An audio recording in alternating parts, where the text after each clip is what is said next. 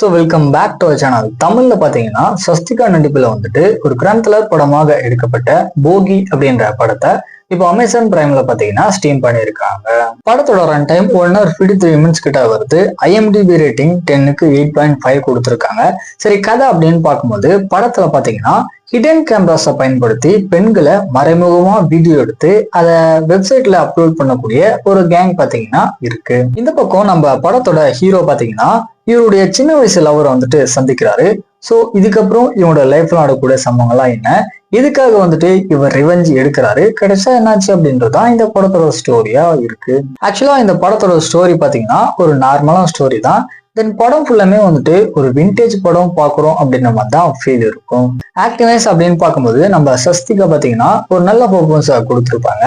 தென் படத்தோட screen play எல்லாமே பாத்தீங்கன்னா ஓரளவுக்கு ஓகேவா தான் இருக்கும். ஸோ ஃபைனலாக வந்துட்டு இந்த படம் பாத்தீங்கன்னா ஒரு ஆவரேஜான படம் தான். டைம் இருந்தால் வேணா ட்ரை பண்ணி பாருங்க.